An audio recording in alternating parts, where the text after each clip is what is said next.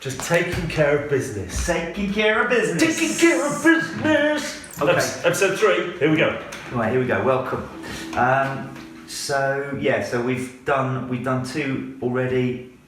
Which you've all seen. Yeah, three is going to be a little bit different. It's going to have Alex's guitar heroes instead of Matt's trombone heroes this week, and then we're going to look at a tune. Yeah. Let's get on with it. All right. So get on with the business. Okay. So first of all, I'm going to be talking a little bit about Nigel's guitar playing. Oh yeah, that great Culture Shock sound. Yeah. So he had a great sound. Nigel's brother described this to me as the sound of a rusty wire amplified through a tin can. Yeah. That sounds great. And it sounds great, and it fits nice and thinly over this kind of fat, dubby sound system. Yeah. But I'm really interested in the way that Nigel wrote his music. I didn't know him personally, but I've got to know him through the music. And he was a really nice guitar player. He's taught me loads of stuff just through listening to the music. Culture Shock spent a lot of time writing songs in Warminster in the basement. Yeah. And they wrote in quite an intuitive way. It's not it's not traditional chord changes at all in these songs. Very punky and weird. And Nigel's guitar styling, he's a great reggae and ska guitar player, and he uses inversions a lot. Oh, right. So inversions are kind of, you can play, the great thing about guitar is you can play the same chord in lots of different places on the neck, so you've got a G. Like 4 simple ways of playing it, and there's lots of in between ones as well. And Nigel made really good use of those things. I see. So the other thing that I noticed about Culture Shock stuff is a lot of 3s. Yeah. So 3 is the magic number. 3 is the magic number. So on the introduction to Civilization Street, digga-da-dum, ba-ba, digga-da-dum, ba-ba, digga-da-da. Oh, bluesy sound that is.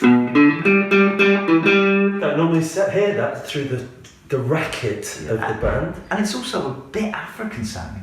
Well, there's loads of stuff that sounds African. There's loads of stuff that sounds African in Culture Shock tunes. Yeah. Which is nice. 10% off.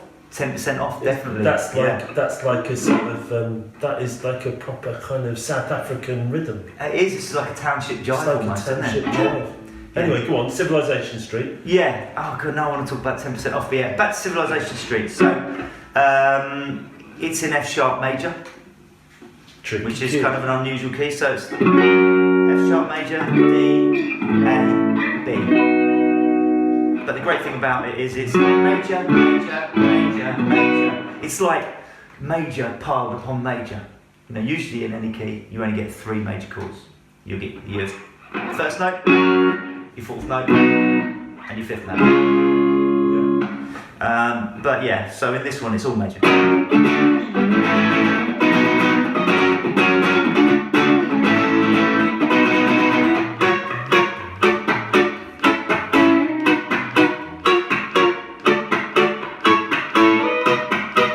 So you can see from that, I'm using a standard A, first position A, which is that as a bar chord. Yeah. But I play it a bit more like Hendrix, except right-handed. So I have my thumb over there. It's because I'm a folkie. I think folk people often do this as well. It's like technically very stupid, lame, but like.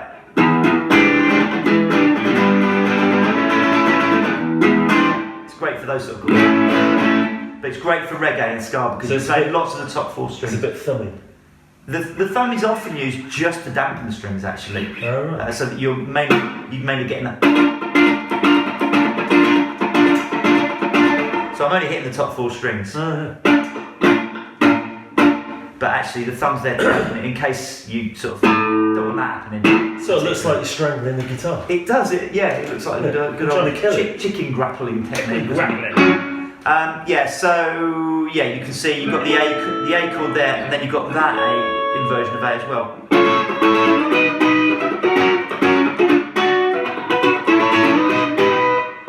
And he uses that in loads of tunes. He uses that on.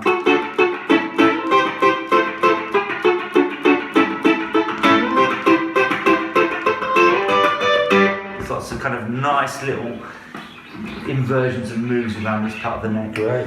And then the middle section is, I suppose, is the other bit that people really notice, which is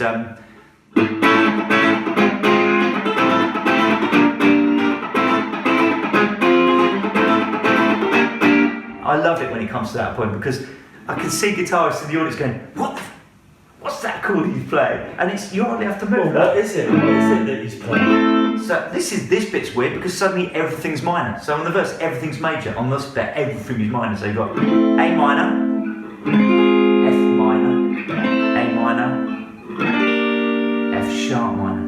Oh, weird.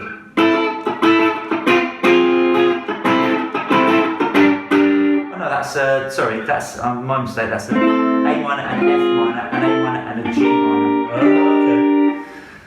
okay. And then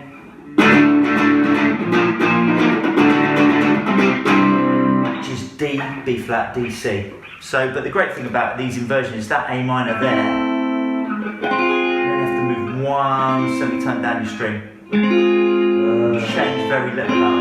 And of course, that's the thing that human beings like. They like changes that happen within that make big differences, but with some similarities. Do you know what I mean? Yeah. And I think Nige was the king of doing that, really. And it's great for life because you can do impressive things, but with very small moves, and then you can concentrate on dancing and communicating, and it's great. I love it.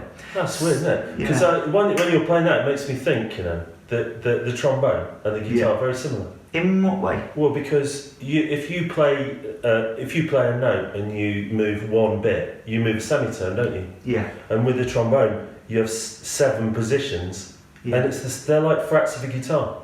Are they really? Well, they go down in semitones. Well, if you play you play a B flat, and I play an A.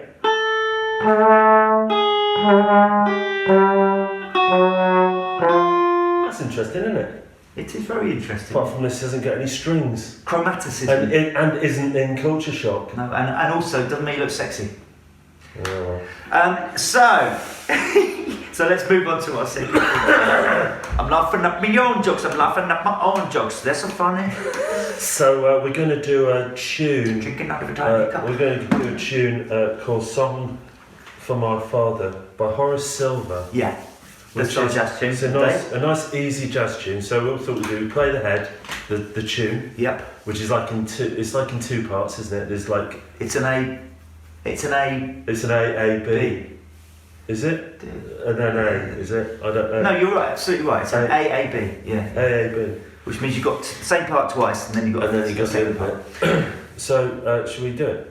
Yeah, let's do it. So we'll play the head first. Then we might talk about the tonality of it, and then do a little bit of solo over it. Yeah, let's do that. Okay, we've probably got 5 minutes to do that. Yeah, let's do it. Are you ready? Here we go. Here's the band.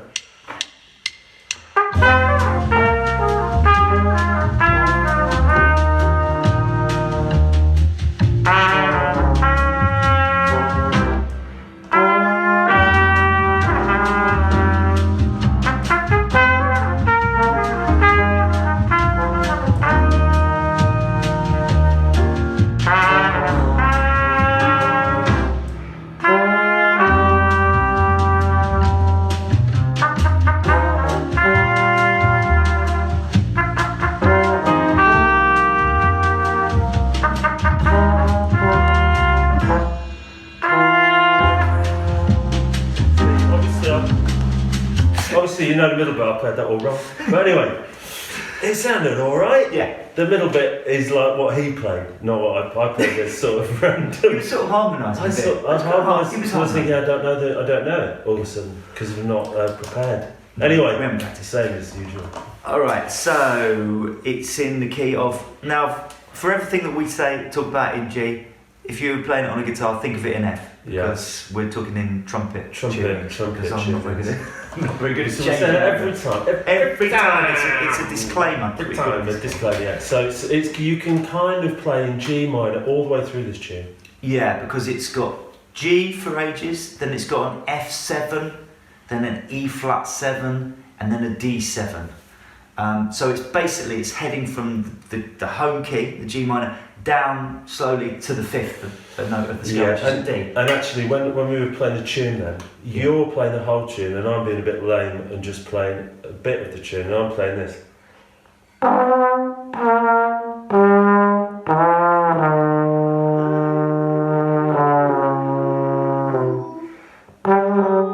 And the point I was going going to say about the tune itself was that it's like this sort of falling line. Yeah.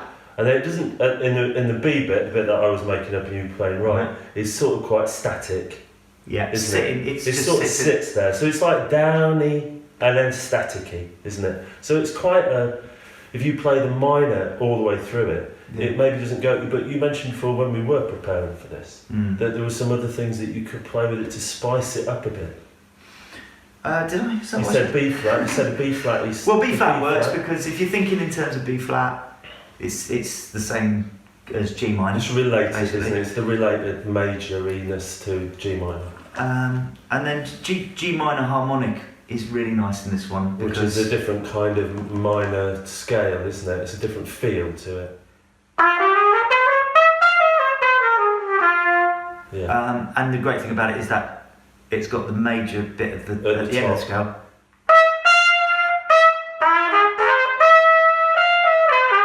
So that we call that a minor major chord, isn't it? That kind of thing. So that works nicely. It's kind of jazzy, bit James Bondy, I always think.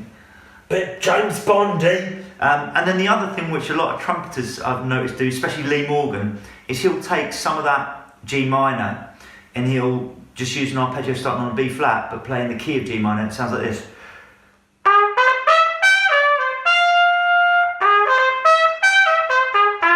And that's a really great trick. And you can throw that. I'll throw that in a couple of times. What was that? Do that again for me. What so was that? It's like a B flat arpeggio, but using the notes of G minor harmonic.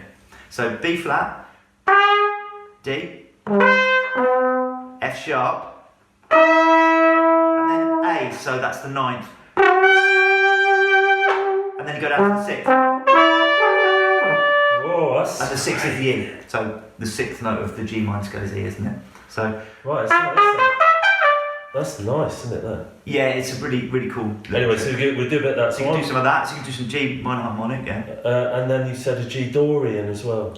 Well, I haven't really thought about it much, but you might be able to use a G Dorian, which is.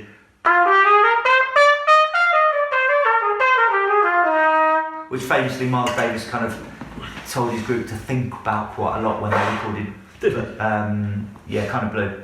Oh, I bet he was annoying. Like, have a think. I think he was. I bet he was really. I bet he's like you, really annoyed, telling you to listen to play in certain ways. I don't think he was annoying like me at all. In fact, they said that they had a lot of freedom, but I think he just said, think of Dorian as your starting point.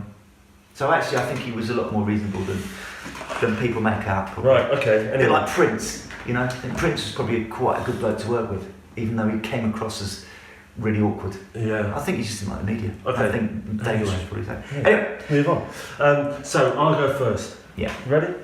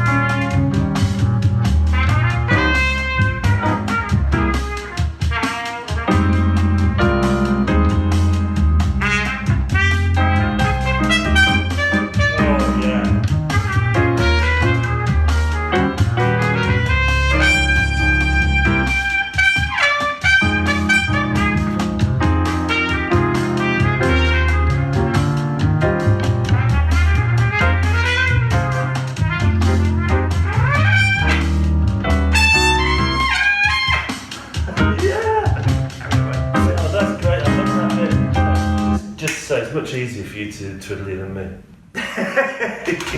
I mean, I feel sometimes, you know, when you improvise on trombone, I know it's amazing. Next time when we do the trombone heroes, I'll play someone who can play amazingly quickly. Incredibly quick. I just can't play quick.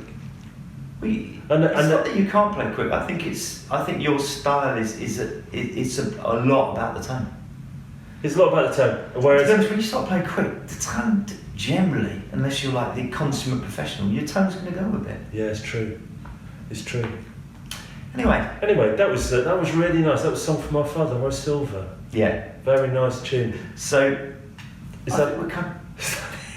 That's it again. Right. Thank you very much for watching. Yeah. Send some comments and we'll try and get better. Yeah, we'll try our best. Bye.